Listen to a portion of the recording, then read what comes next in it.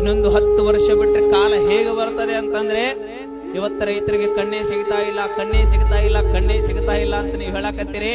ಇನ್ನೊಂದು 10 ವರ್ಷ ಹೋಗ್ಬಿಟ್ರೆ ಭಾರತದಲ್ಲಿ 1 ಎಕರೆ ಇದ್ದವ ಶ್ರೀಮಂತ ಇರ್ತಾನೆ, ಹೊರತಾಗಿ ಗೋರ್ಮೆಂಟ್ ನೌಕರಿ ಇದ್ದವರಲ್ಲ. ಅಷ್ಟು ಈ ರೈತರಿಗೆ ಕಿಮ್ಮತ್ತ ಬರ್ತದೆ. ನೀವು ತಿಳ್ಕೊಂಡ್ರಿ ರೈತ ಅಂದ್ರೆ ಏನ ಏನ ಏನ ರೈತ ಇಲ್ಲ ಅಂದ್ರೆ ಮಣ್ಣು ತನಬೇಕಾಗತ್ ನಾವೆಲ್ಲ.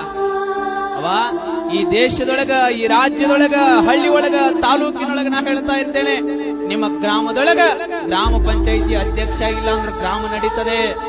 ನಿಮ್ಮ ತಾಲೂಕಿನೊಳಗ ಕ್ಷೇತ್ರದ ಶಾಸಕರಿಲ್ಲ ಅಂದ್ರೂ ತಾಲೂಕು ನಡೀತದೆ.